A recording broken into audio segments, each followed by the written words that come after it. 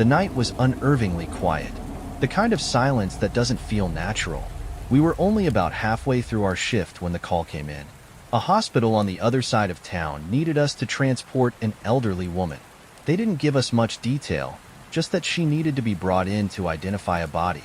At first, it sounded routine. Someone's mother, someone's grandmother, maybe a car accident or a medical emergency. But I already had a bad feeling. Maybe it was the way the request came through, the hesitation in the nurse's voice when she gave us the address.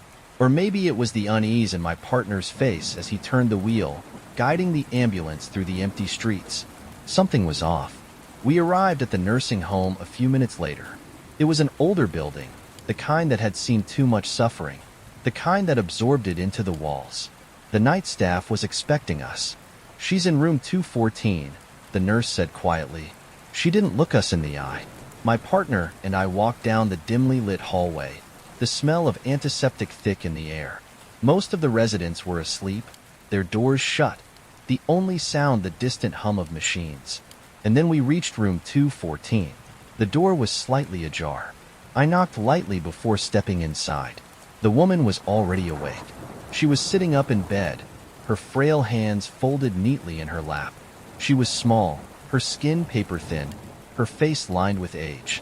But it was her eyes that stopped me, wide, unblinking, like she already knew.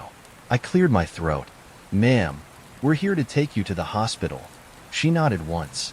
Didn't ask why, didn't ask who, just nodded. We lifted her gently onto the stretcher, careful of her fragile limbs.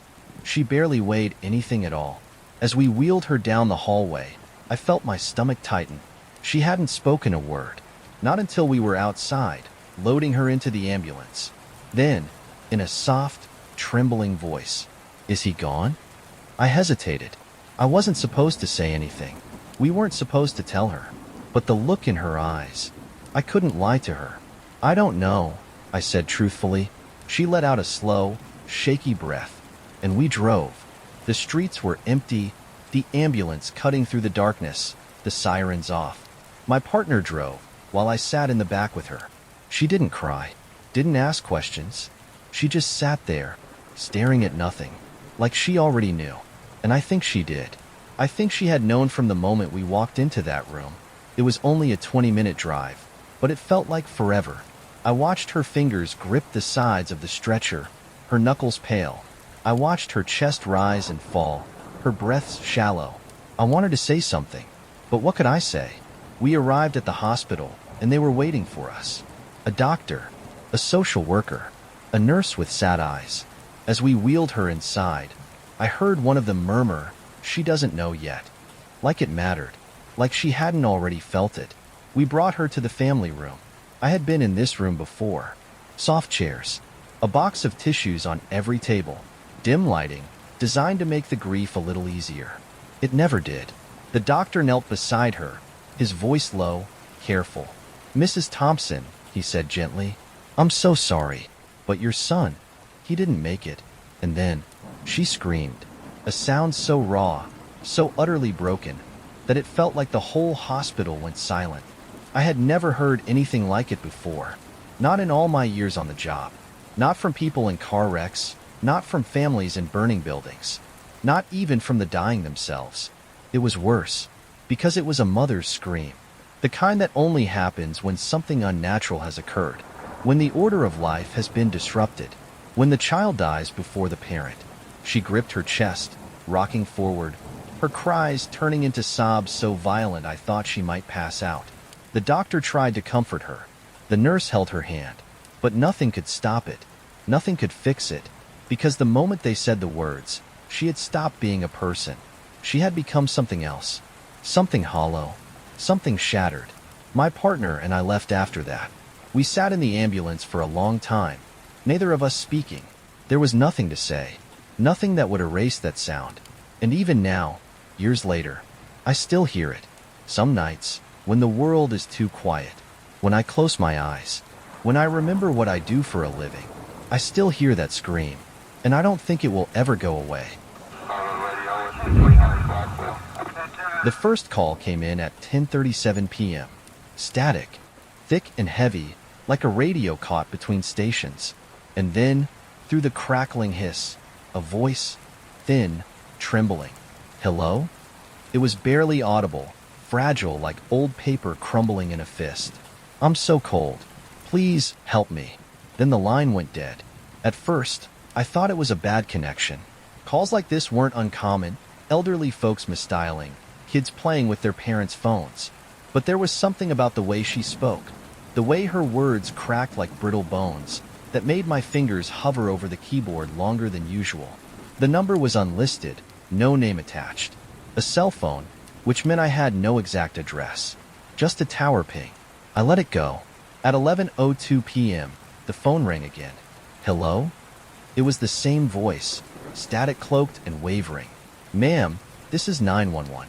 What's your emergency? Silence. Then, barely above a whisper, I don't know where I am. It's so cold. The way she said it, it wasn't the kind of cold that came from the night air. It was deeper, settled in the bones, like someone who had been cold for a very, very long time. Ma'am, I need you to stay on the line with me. Can you tell me anything about where you are? Are you inside a house? A building? Silence. And then, more static, louder this time, almost like breathing. The call dropped. I checked the location again.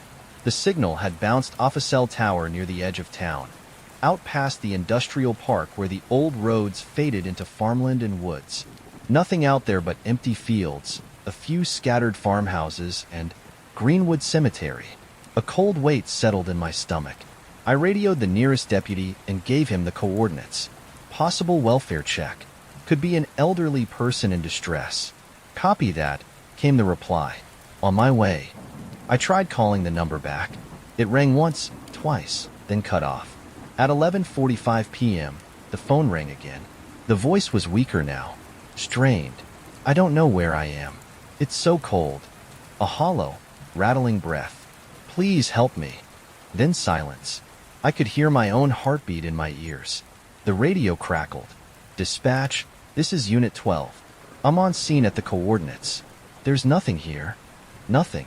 Check the cemetery, I said before I could stop myself. A pause. Then, say again? The cemetery, I repeated. Greenwood. It's right near your location. Another pause. Longer this time. Then, copy that.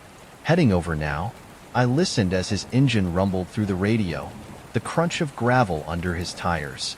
Then the soft click as he stepped out of the car. A minute passed. Then two. Then, finally, his voice came back, low and uneasy. Dispatch, there's a problem. I gripped the edge of the desk. What is it? The ground, he said. It's disturbed. Some of the graves. Fresh dirt, like someone's been digging. But there's no sign of anyone here. A sharp, static burst cut through the radio. And then, in the distance, I heard it. A voice. Faint, carried on the wind. I'm so cold. My skin crawled. The deputy's breathing was heavy through the radio. Did you hear that? Yeah, I whispered. I don't see anyone, he muttered. No footprints, no lights, nothing. But I swear to God, dispatch, there's someone here. Another burst of static, and then, louder this time. Right next to the microphone, like a breath against his ear. Please help me. The radio cut out. Silence. Unit 12, respond. My voice was too loud, too sharp. Do you copy? Nothing. For 5 long minutes, there was only static. Then, finally, dispatch.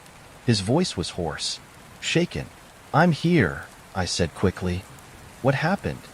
A deep inhale. Then, carefully, the name on the disturbed grave. He paused, like he didn't want to say it. It's Margaret Owens. A cold shiver crawled down my back. I typed the name into the system. No missing person reports. No recent obituaries. But then I checked the town records. Margaret Owens. Died in 1965. Buried in Greenwood Cemetery. Cause of death. Exposure. She had frozen to death. I stared at the screen, my pulse thudding in my ears. The radio crackled. Dispatch. I think I'm gonna head out. Yeah, I whispered. Yeah, copy that. The line went dead, and the phone never rang again. The call came in a little past 3 a.m. A woman's voice, tight with panic. She tried to keep calm, but I could hear the fear creeping in. "There's someone in my house," she said. That was all I needed to hear. I arrived at the address 10 minutes later, pulling into the long driveway of an old two-story home. It was the kind of house that had history, the kind that had seen generations pass through its doors. It was also the kind that made the hair on your neck stand up at night, the kind where the dark corners always seemed a little too dark. Emily met me at the door, her face pale, her arms wrapped tightly around herself like she was trying to hold in a scream. "It happened again," she whispered. I stepped inside. The air was still, thick with something I couldn't name. The house was old, built over a century ago, but well kept. Hardwood floors stretched beneath my boots, creaking slightly under the weight of my step. The hallway led into a kitchen, which opened up into a breakfast area lined with large windows. The glass reflected my own image back at me, just a tired cop in a stiff uniform, standing in a stranger's house at an ungodly hour. And then I saw them. Toys, scattered across the floor in a chaotic mess. Dolls, stuffed animals, plastic cars, a tiny red tricycle tipped onto its side. Emily stood a few feet away, staring at them like they were something far worse than just playthings. "I put them away before I went to bed," she said. I glanced at her. "You're sure?" She nodded quickly. "I always do. I have a 4-year-old. If I don't pick them up, I step on them in the morning. And I know I cleaned up before I went upstairs tonight." I took a slow breath. I'd seen plenty of weird things on this job, but nothing like this. "You think someone's been coming inside?" I asked. Emily hesitated, then shook her head. I don't know. The doors were locked. The windows were shut. And nothing else is missing. Nothing's been moved except for the toys. I walked over to the front door. Deadbolt. The back door. Same thing. Windows were latched. No signs of forced entry. I turned back to her. "Has your son ever mentioned anything? Heard anything strange?" She swallowed, her gaze flickering toward the staircase. "He's been having nightmares. Waking up crying. But he won't tell me why. He just says, 'The boy was in my room again.'" A cold shiver ran down my spine. "The boy?" I repeated. Emily nodded, hugging herself tighter. "I thought it was just a bad dream. Kids have imaginary friends all the time, right? But tonight," she motioned toward the floor, "it keeps happening. And I don't think it's just his imagination anymore." I exhaled through my nose, rubbing my jaw. Something about this didn't sit right with me. "Let me check the house," I said. Emily followed me as I moved through each room, clearing them one by one. Living room, empty. Basement, cold and silent. Upstairs hallway, nothing. Her son's room, peaceful, aside from the small boy curled up beneath his blankets, fast asleep. The only thing that stood out was the rocking horse in the corner. It was an old wooden thing, the kind you didn't see much anymore. It was perfectly still, but as I turned to leave, I felt something shift. A soft creak, like wood settling, like movement. I turned back. The rocking horse wasn't still anymore. It was moving, slowly, gently, rocking back and forth. I stared at it, waiting for some kind of explanation. Maybe the floor was uneven. Maybe I'd bumped it without realizing. Maybe. A soft breath interrupted my thoughts. Not mine. Not Emily's. It came from behind me. I spun around, flashlight aimed at the darkness. Nothing. I heard Emily's breath hitch. She had felt it too. I didn't say anything. I didn't want to scare her more than she already was. Instead, I motioned for us to head back downstairs. She lingered for a moment, staring at the still-moving rocking horse, before finally following me. We reached the front door, and I turned to her. "You're sure the locks were all set before you went to bed?" She nodded. "I triple-check them every night. Ever since I moved in." That caught my attention. "When did you move in?" "A little over 2 weeks ago." I frowned. "Has anything else happened? Before tonight?" She hesitated. "Just the noises. And the toys." And, she trailed off, her lips pressing into a thin line. I waited. Finally, she sighed. "The first night we moved in, Liam told me he didn't like his new room. That's normal for a kid." "I know," she said. But when I asked him why, he said, "Because the other boy is mad that I took it." The chill I'd been feeling since I walked into this house sank deeper into my bones. I glanced at the floor, at the scattered toys, at the way the red tricycle still seemed to point toward the stairs. Something about this house didn't feel right. "I'll file a report," I told her. "And if anything else happens, call us again." She nodded. I left, but I had a feeling I'd be back. And I was right. 2 nights later, another call. This time, when I arrived, Emily was standing outside. She looked worse than before. Pale, exhausted, shaking. "They moved again," she whispered as I stepped out of my car. I followed her inside, already knowing what I'd see. But this time, the toys weren't just scattered. They were arranged. A row of dolls lined up against the wall, their glass eyes staring forward. Tiny cars placed perfectly in a line. And in the center of the room, the red tricycle, upright, facing the stairs. Emily was trembling. "I don't want to go back in there." I didn't blame her. I took another walk through the house. Again, no signs of forced entry. No windows open. But the air felt heavy, charged with something unseen. When I entered Liam's room, I noticed something new.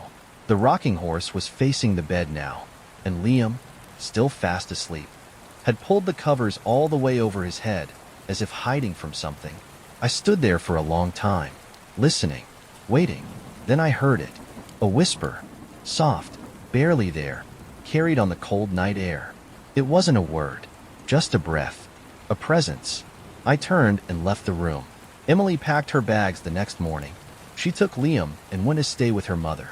The house sat empty for weeks before she finally put it up for sale. When the new family moved in, nothing happened. No noises, no moving toys, no whispers in the dark. But I never forgot that house. Because some places don't stay haunted. They just pass their ghosts along.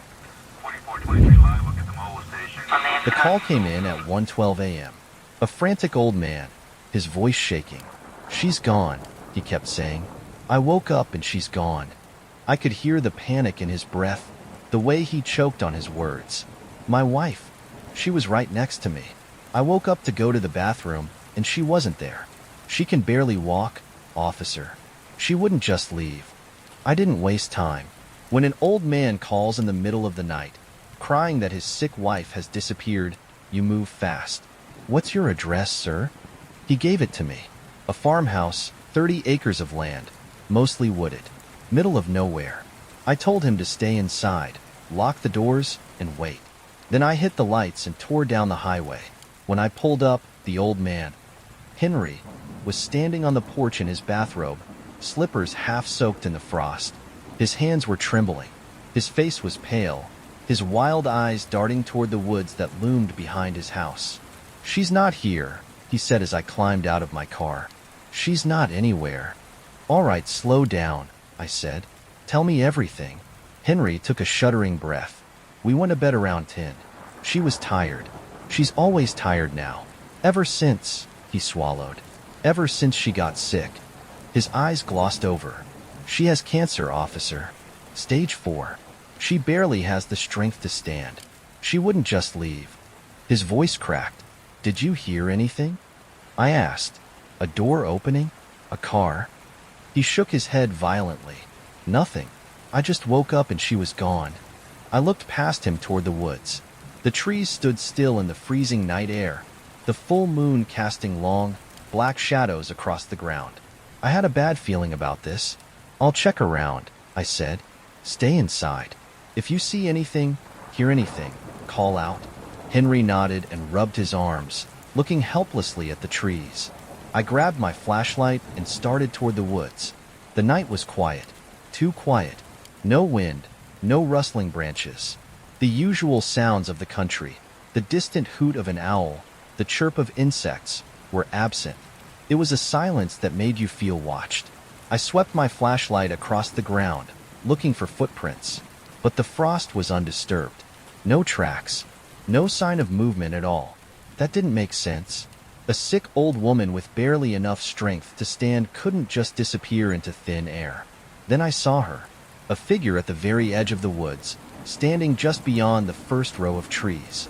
I lifted my flashlight, and my breath hitched. It was a woman. She wore a long, white nightgown. Her hair hung in thin, tangled strands around her shoulders.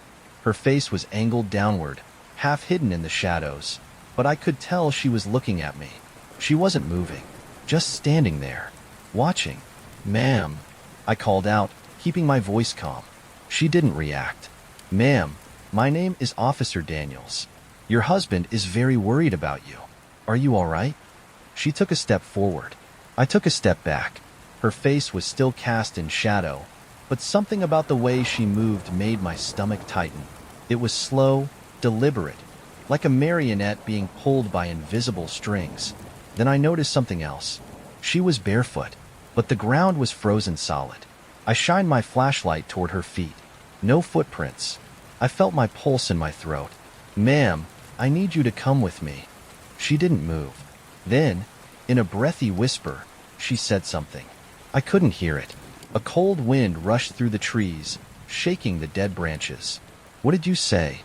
I asked. She whispered again. This time, I heard it. "I'm so cold." A chill spread through my spine. Something was wrong. Then she turned and ran, straight into the woods. I bolted after her. My boots pounded against the frozen ground as I pushed through the underbrush, my flashlight bouncing wildly. The cold air stung my lungs. I could barely see her through the trees, her white gown flickering like a ghost between the trunks. She shouldn't have been able to move that fast. Not in her condition. Not barefoot on frozen ground. Then, a gunshot. I skidded to a stop. The flash of light illuminated the trees for an instant, and in that moment, I saw her face. And I wished to God I hadn't. Her skin was gray and stretched too tightly over sharp cheekbones.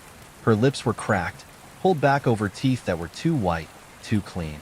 And her eyes, black, empty, like a doll's. Then she collapsed. The gun fell from her hands, her body crumpling into the frost. The trees swayed. The wind howled. Then silence. It took me a moment to move. My legs felt like stone as I stepped forward. When I reached the spot where she had fallen, I hesitated. Then I shined my flashlight down. She was gone. Nothing remained but the gun, and the outline of her body in the frost. I turned and ran. When I got back to the house, Henry was still on the porch, his hands clutched together.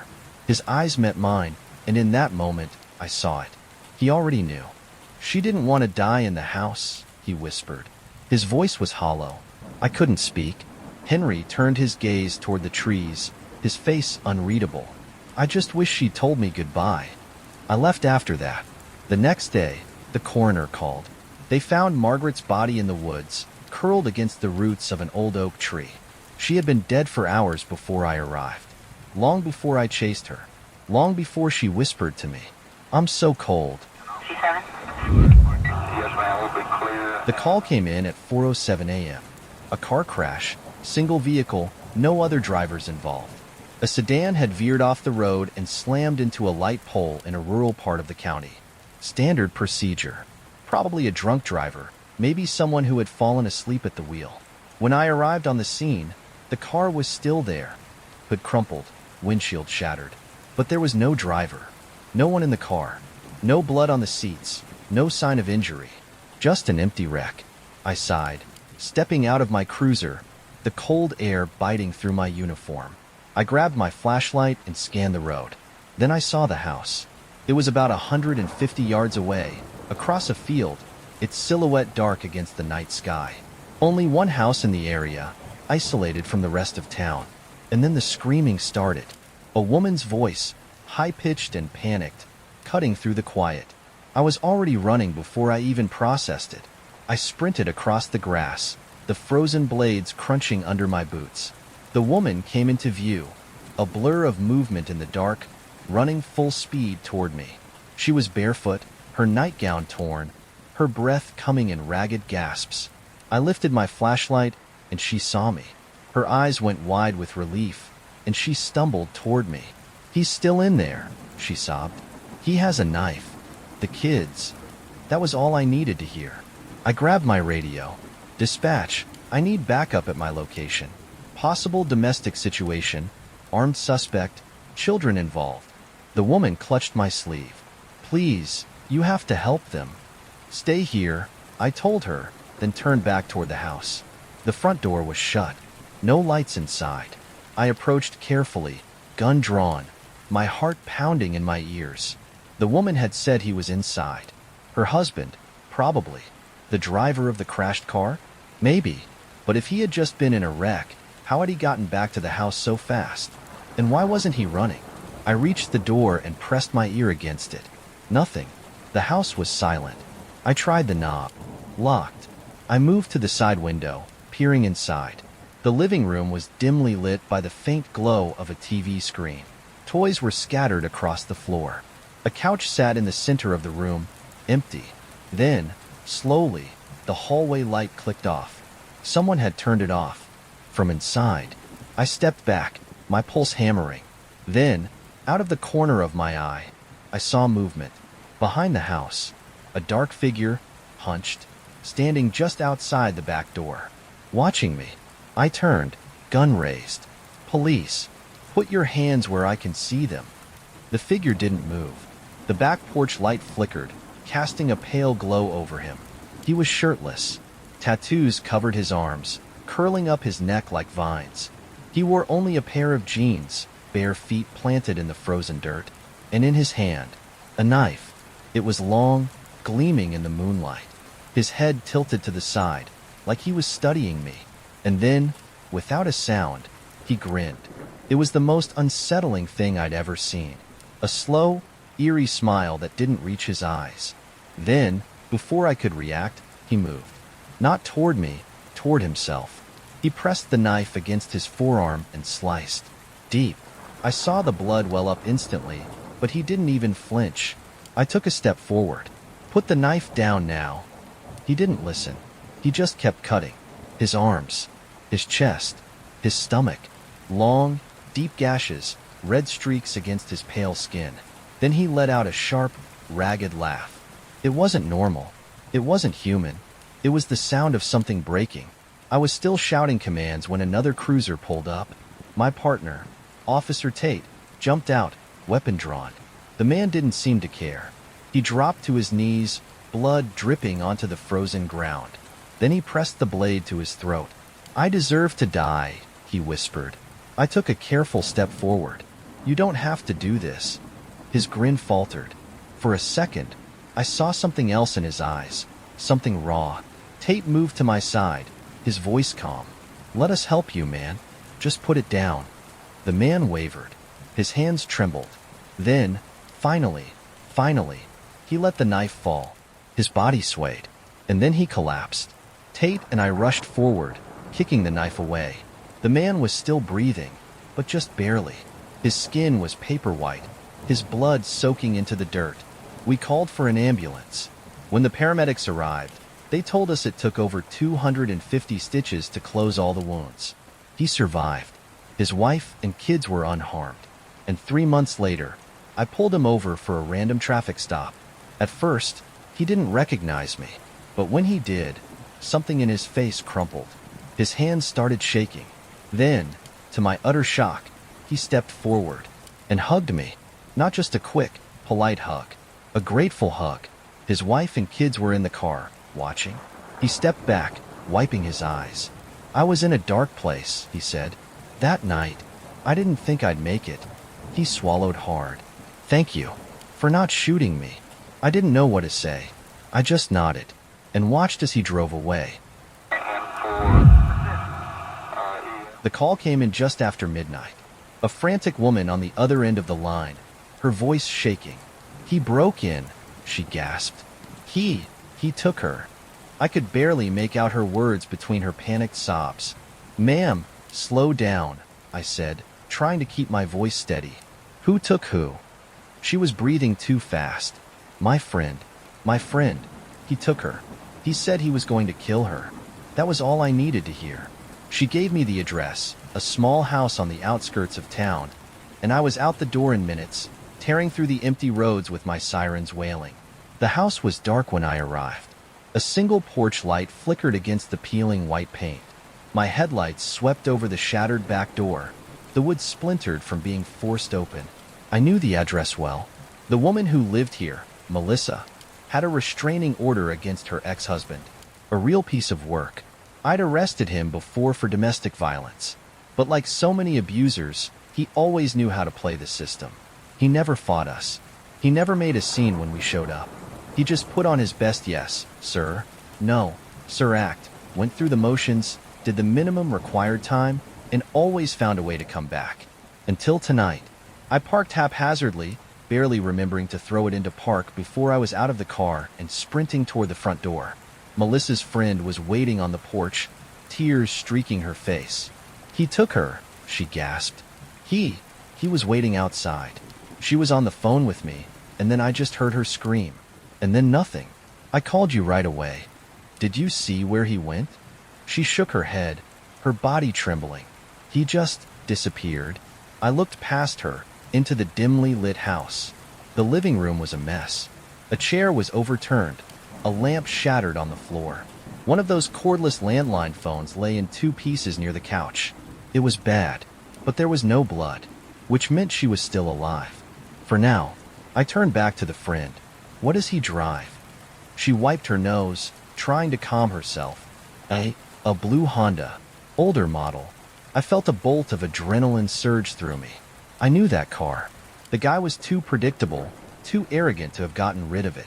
And there was only one road leading out of town from this side, the highway that cut through the forest, leading straight into the next county.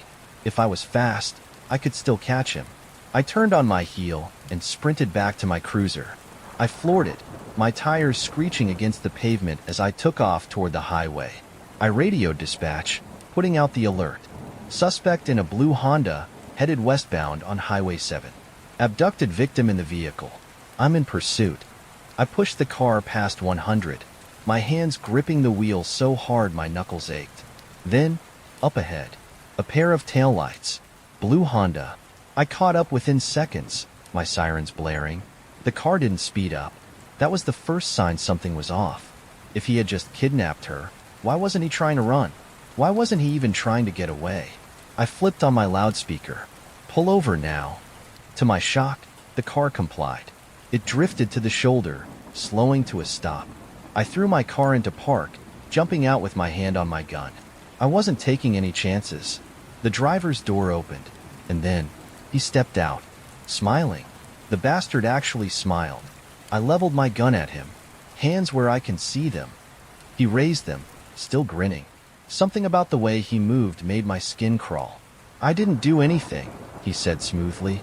I ignored him, keeping my gun trained on his chest. Where's Melissa? He tilted his head. Who? Rage bubbled in my gut. Don't play with me. Where is she? He smirked. And that's when I knew. I sprinted past him, yanking open the trunk. She was there, tied up, her hands bound behind her back, duct tape over her mouth. Her eyes were wide with terror, but she was alive. And in that moment, I swear I saw her realize that she wasn't going to die tonight, that she had made it. I grabbed my radio. I have the victim. She's alive. Send EMS. Then I turned back to him. For a split second, I thought about breaking his jaw. I thought about throwing him to the ground, making him feel real fear for once in his miserable life. But I didn't, because he wasn't worth it. Instead, I just grabbed his wrist and yanked it behind his back. He didn't resist. He didn't fight. He just let me cuff him, that smug grin never leaving his face. And as I shoved him into the back of my cruiser, I realized something. He wanted to be caught, because in his sick, twisted mind, he had already won. He had made her afraid. He had made her feel like she was going to die. And for him, that was enough. Later, in court, they played the 911 call. The call her friend had made while the attack was happening. The screams, the sound of her fighting, and then him, his voice, chillingly calm. You can call the cops all you want, he had said. They'll never find her. He was wrong. I found her, and he got 15 years because of it. 15 years wasn't enough. It would never be enough, but at least it was something. At least she got to walk away. At least she got to live. And as much as I hated the system, as much as I knew he'd get out one day, at least I knew she wouldn't be afraid of him anymore. The call came in just after 9 p.m. Suicide. I sighed, rubbing my temple as I noted the address. A quiet neighborhood, the kind of place where nothing really happened. Starter homes, neatly trimmed lawns, driveways with minivans. The kind of place people moved to when they wanted a fresh start, away from the noise and chaos of the city. But there's no such thing as a fresh start. Not really. I pulled up to the house 5 minutes later. A young woman was standing in the driveway, her arms wrapped around herself. Her face was pale, her blonde hair pulled into a messy bun. She looked up as I stepped out of my cruiser, and I saw it in her eyes. Grief. That raw, immediate kind. The kind that hadn't settled in yet, hadn't even begun to turn into something manageable. I walked over slowly. "Melissa?" She nodded. I kept my voice steady. "Can you tell me what happened?" She swallowed. I just went to the store. I wasn't gone long. He was upset earlier, but he said he just wanted to be alone for a bit." Her voice cracked. I didn't think he meant this. Her whole body shuddered. I felt my stomach sink. "Where is he?" I asked softly. Melissa's eyes flicked to the house. "In there," she whispered. I nodded. "Stay here, okay? I'll take care of it." She didn't argue. I turned and walked toward the front door. The second I stepped inside, I knew. You get a feeling for these things after a while. The air inside a house where someone has just died feels different. Heavy, stagnant, like something left, but didn't fully go. The living room was neat. A baby bottle sat half empty on the coffee table, next to a stack of unopened bills. The television was off. The house was silent. Too silent. I took a slow breath. Then I heard it. A creaking sound. Faint. Rhythmic. I froze. It was coming from the laundry room. My heart started pounding. I took a step forward, my boots sinking into the soft carpet. The hallway stretched in front of me, leading to a half-open door at the end. The sound was louder now. Creak, creak, creak. I swallowed hard and reached for the doorknob. I knew what I was going to see. I knew, but that didn't make it any easier. I pushed the door open, and there he was. A man, mid-20s, dressed in sweatpants and a hoodie, hanging from the ceiling. A belt wrapped around his neck, tied to an exposed pipe. The rope swayed gently, back and forth. That creak, creak, creak. I exhaled slowly. He was gone. Had been for a while. His skin had already started to turn pale, his lips tinged blue. Melissa's husband, a young father.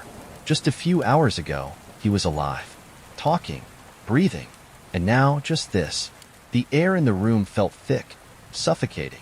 I forced myself to move, reached for my radio. "Dispatch, I need the coroner at my location." The words came out too stiff, too professional. I felt like I was on autopilot. I walked closer, just to confirm, just to make sure. But I didn't need to, because the way his body hung. His fingers curled slightly, his shoulders slack. There was no doubt. This was final. I turned away. Then I noticed something. A small note, taped to the washing machine, scrawled in messy, uneven handwriting. "I'm sorry. I just couldn't do it anymore." I clenched my jaw. There's nothing worse than these calls. Nothing. I've worked shootings. I've worked horrific car crashes, cases where people had been beaten so badly they were unrecognizable. But suicides, they linger, especially when there's a baby in the next room, sleeping peacefully, unaware that their father is never coming back. I stepped out of the laundry room, inhaling deeply as I tried to shake it off. Then I went outside. Melissa was still standing in the driveway, her arms wrapped tightly around herself. The second she saw me, she knew. Her whole body tensed. I didn't even have to say the words. She let out a choked sob, her hands flying up to cover her face. I stood there, useless. What could I say? What could I do? Nothing. Because nothing I said would change the fact that she had gone to the store, thinking she'd come home to her husband. And instead, she came home to a corpse.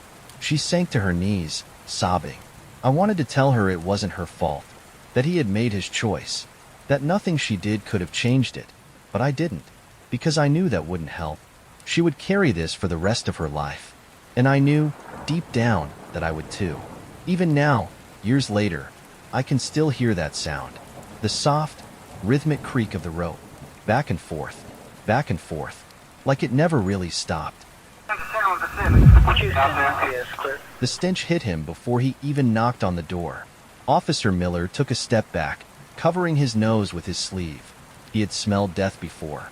On accident scenes, crime scenes, houses where someone had passed unnoticed for weeks. But this was different. This was worse. The kind of rot that clung to the air, thick and sickly, almost sweet. The call had come in from a neighbor. "Something's wrong," the woman had said. "I haven't seen her in days. Her mail is piling up, and there's a smell." That was never a good sign. Miller knocked again, harder this time. "Police. Is anyone inside?" Silence. He tried the doorknob. Locked. He took a step back and kicked just below the handle. The old wood cracked, splintering inward. He pushed the door open, grimacing as the smell hit him full force. Something had died in here. He stepped inside, scanning the dimly lit house. It was small, cluttered but not dirty. A single lamp flickered in the corner, casting long shadows across the walls. Flies buzzed around the windows, their tiny bodies tapping against the glass. The air was heavy, thick. Miller adjusted his grip on his flashlight, moving deeper inside. "Ma'am," he called out, "this is the police. If you're in here, I need you to say something." Nothing. He made his way down the hall, stopping outside the bathroom. The door was shut, and behind it, a sound, faint, barely audible. A whisper. Miller froze. The hairs on the back of his neck stood up. The house was supposed to be empty. He reached for the doorknob. It was ice cold. Slowly, cautiously, he pushed the door open. The bathroom was dark, the only light coming from the small window above the tub. The air inside was humid, damp. The smell was unbearable now, thick with decay.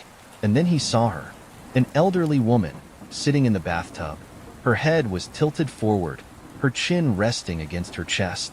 Her arms floated at her sides, the water a murky brown, tinged with something darker. Her skin was waxy, sagging off her bones. Her lips were slightly parted, as if she had been about to speak. She looked dead. She should have been dead. But then, a whisper, so soft it barely reached his ears. Miller's breath caught in his throat. The woman was still alive. His brain struggled to process it. She had been sitting in this tub for days. The water had turned foul. Her body had begun to decompose. Yet somehow, impossibly, she was still breathing, still whispering. His hand trembled as he lifted his radio. "Dispatch," he said, his voice hoarse. "I need an ambulance. Now." The woman's lips moved. Miller took a step closer, straining to hear. She whispered again, a single word. "Cold." Her eyes fluttered open, and Miller, seasoned cop, veteran of a dozen gruesome scenes, felt his stomach twist. Her pupils were gone. Her eyes were nothing but milky white orbs, staring at nothing. A soft wheezing sound escaped her throat. Her fingers twitched against the water. Her skin was sloughing off in places, peeling away like wet paper. She should not be alive. But she was. Barely. Miller swallowed hard, forcing himself to move. He stepped closer, reaching out.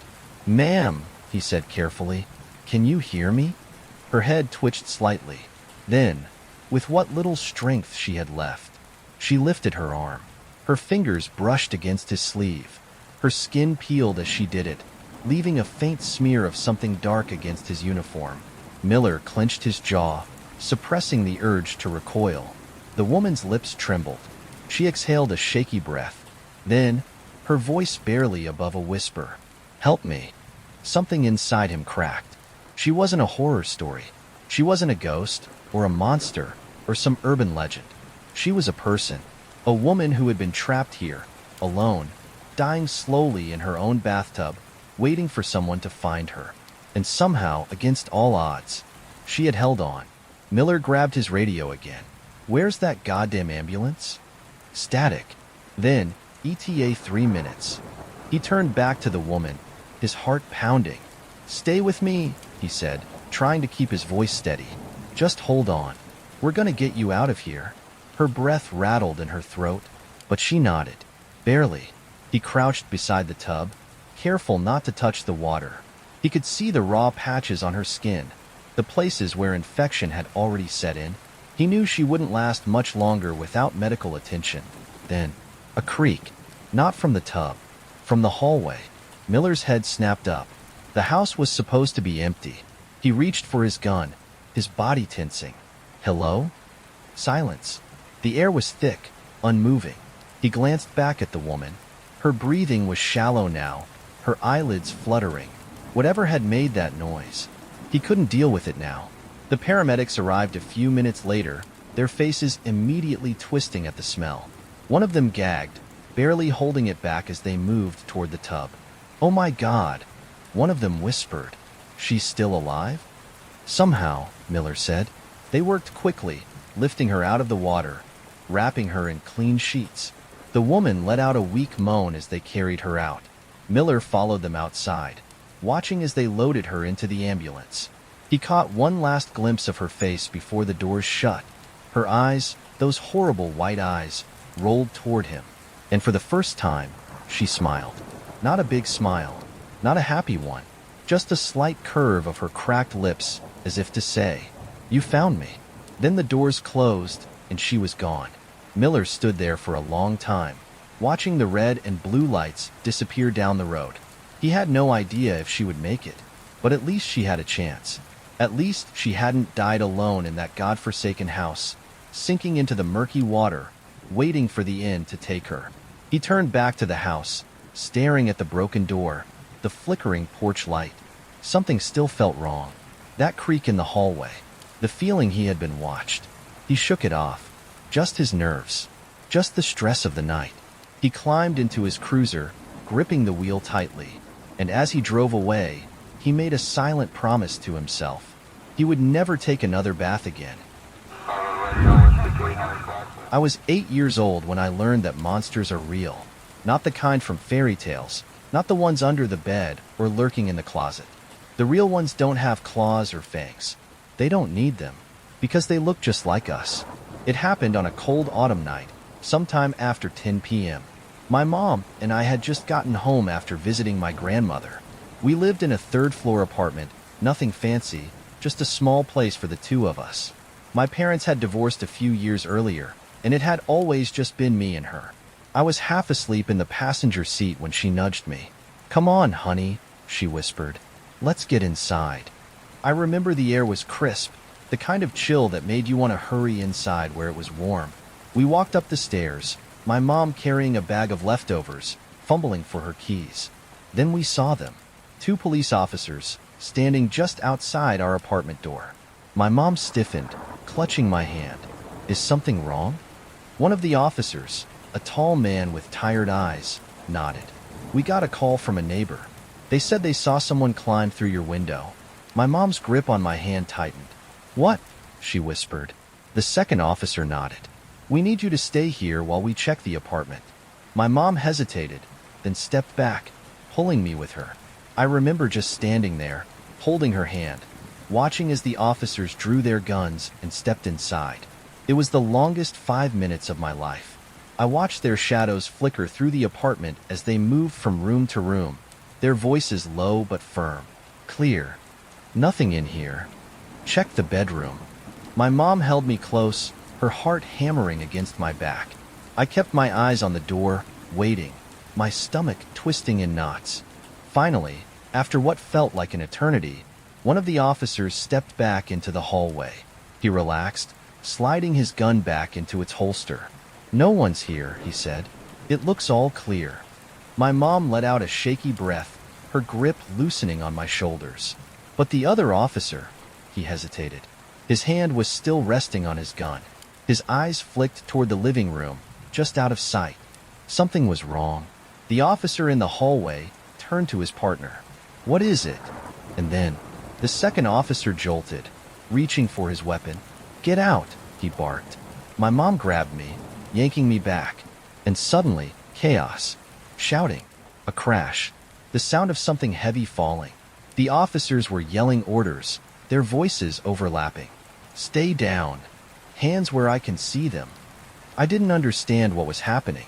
I just knew that something terrible was inside our apartment. something the officers hadn't seen until the last second. Then, after another few seconds of shouting, silence. My mom was shaking. I was too scared to breathe. Finally, the officers emerged, and between them, a man. He was handcuffed, his face blank, as if none of this was real. He didn't struggle, didn't fight. He just walked between them, like he had already accepted it. I had seen him before. My mom had gone on a few dates with him, a man she had reconnected with from high school. I had met him a couple of times, dinners at his house, polite conversation. He had seemed normal. Until now. The officers walked him down the stairs, their voices low as they muttered something to each other. My mom and I just stood there, frozen. Finally, one of the officers turned back to us. His face was pale.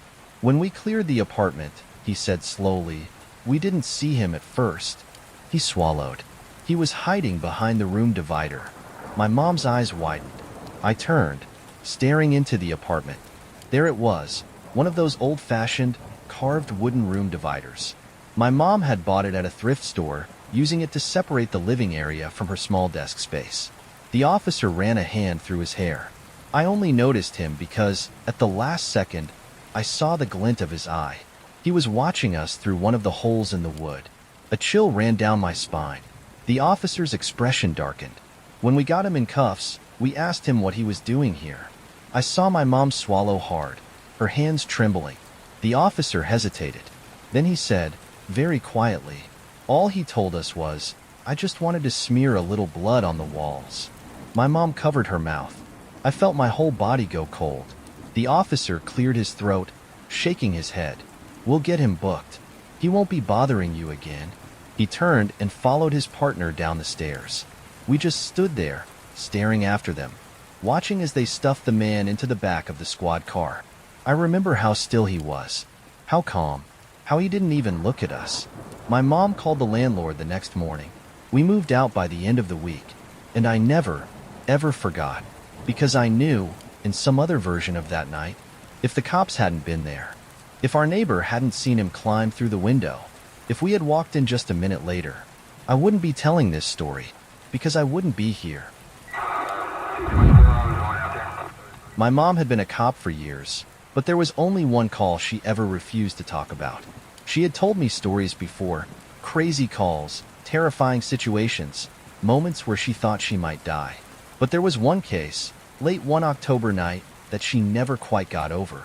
It happened near the abandoned house on Oakwood Drive. The house had been empty for years, but it was infamous in town. Everyone knew what had happened there. The mayor's mother-in-law had gone insane, claiming a Ouija board had told her to kill her family. She stabbed her son-in-law to death in the kitchen, then loaded the rest of the family into a car, speeding down the highway with the intent to kill them all in a crash. She failed. The car rolled, but the family survived. The mother-in-law, with both of her ankles shattered from the wreck, somehow managed to crawl out of the vehicle, strip off all her clothes, and disappear into the woods. It took the cops hours to find her. When they did, she was curled up under a tree, naked, covered in dirt, muttering nonsense in a language no one understood. That was decades ago, long before my mom joined the force. But everyone knew the house. People said they saw things in the windows at night, shadows moving where no one lived. The wind never quite sounded right when it passed through the trees out front, and the house itself had a feeling, a pressure, like it didn't want you there. The town tried to sell it, but no one ever stayed long. Eventually, it just sat, empty and forgotten. Until that night, my mom was on patrol around 3 a.m. when she spotted something strange. A girl, standing perfectly still in front of the abandoned house. At first, she thought maybe the girl was drunk. Maybe she had wandered away from a party. But as she pulled closer, something felt off. The girl wasn't moving, not shifting her weight, not shivering from the cold, not even blinking, just standing there, watching the house. My mom parked and stepped out of her cruiser. "Hey, sweetheart," she called gently.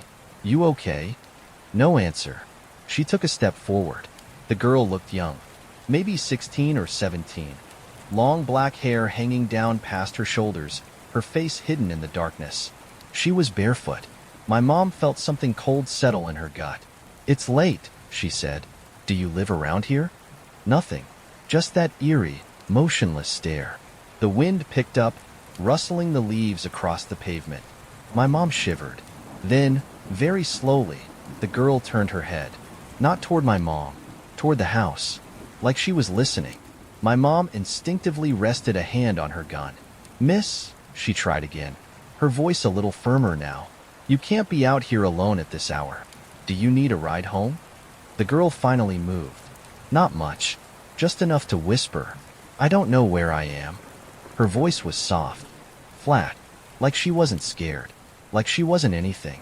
That was when my mom decided she needed to get her out of there. She reached for her radio, calling it in. "I've got a young female outside the Oakwood property. Appears confused. Going to bring her to psych evaluation." Static crackled. Then, "Copy that." My mom turned back to the girl. "Come on, sweetheart. Let's get you somewhere warm." The girl didn't resist. She followed my mom to the car without a word, sliding into the front seat as if she had done it 100 times before.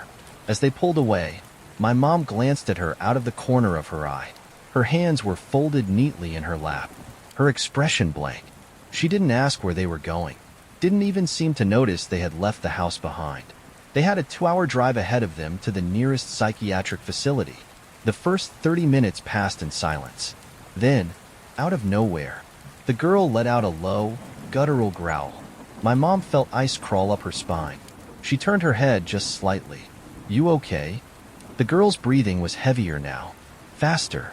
Then, she spoke, but it wasn't English. It wasn't anything my mom recognized. A deep, snarling mutter, her lips moving too quickly, her voice layered with something that wasn't hers. My mom had dealt with mental health cases before. Schizophrenia, dissociation, manic episodes. She had seen it all. But this didn't feel human. Her instinct screamed at her to stop the car, to get out. But she didn't. She kept her grip tight on the wheel, eyes locked on the road, forcing herself to focus. The girl's voice rose, her breathing uneven, the words spilling out faster and faster, clawing at the air. Then, she turned, sharp, fast, her face inches from my mom's, and she smiled. It was a wide, unnatural thing, her lips peeling back too far over her teeth. My mom slammed on the brakes. The car skidded to a stop on the empty road. The girl didn't flinch, didn't even blink. She just kept grinning. That same, stretched too thin expression, like she knew something my mom didn't, like she was waiting. My mom's hand went to her radio, but before she could call it in, the girl's head snapped forward. She let out one last growl, deep in her throat. Then, just as suddenly, she slumped forward, like a puppet with its strings cut. The breath left her body in a long, slow exhale. And then, she was just a girl again, trembling, small. Tears welled in her eyes as she looked around in confusion. "Where am I?" she whispered. Her voice was different now, afraid. My mom swallowed hard, forcing herself to stay calm. She put the car back in drive. "You're safe," she said. They made it to the hospital without another word. When they checked the girl's ID, it didn't make sense. She wasn't from the area. She wasn't even from the state. No one knew how she had gotten there. But when they asked her, all she could say was, "I just felt like I needed to be at that house." My mom left the hospital that night with a feeling she couldn't shake. She had always been a skeptic. She didn't believe in ghosts, or demons, or possessions. But something about that girl, something about that smile, made her wonder if some places really do keep a piece of the people who once lived there, and whether, sometimes, they let something else inside.